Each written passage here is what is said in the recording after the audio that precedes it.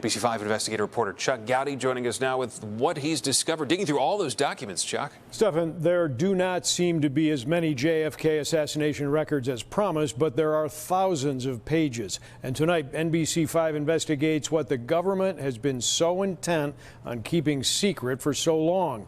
What we've examined thus far tells a fascinating story of American espionage, offers up hundreds of names of CIA operatives, sometimes describing their personal problems, and raises questions about the Chicago mob's role in Cuba during the Kennedy era.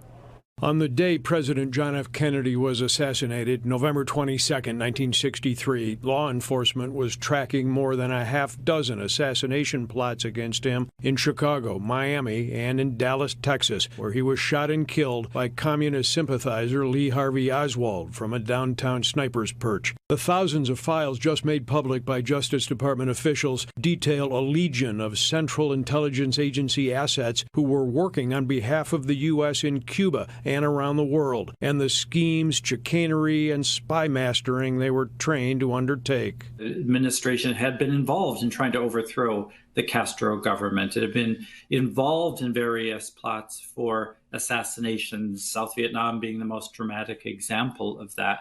So it is not inconceivable that the same thing was happening aimed at the president as he was involved in, or at least his administration was involved with, looking outward. Northwestern University history professor and JFK assassination expert Kevin Boyle tonight says Cuba and the Chicago mob provide the threads for those who have spun JFK conspiracy theories since 1963. At the time JFK was killed, the outfit had been ousted from Cuba's lucrative casino industry by a rising Fidel Castro, and the mob was under attack by the Kennedy administration here in the U.S. This man was the leader of the outfit at the time, the flashy Sam Momo Giancana, whose name is strung through parts of this newly released JFK file, and questions about the outfit's gambling interests in Havana. Even if the mob had motive to eliminate President Kennedy, there still is little hard evidence that Giancana led the outfit plot against JFK. Tonight, the newly released records may not satisfy those thirsty for a conspiracy. I don't think I'm different than the vast majority of people who think about the Kennedy assassination at all. There's always a part of me that will wonder whether there was a conspiracy behind this. The government stonewalled releasing these documents for decades through numerous administrations from both parties, perhaps because these files do amount to a public airing of the CIA's playbook, along with identities of assets, although presumably they have all aged out.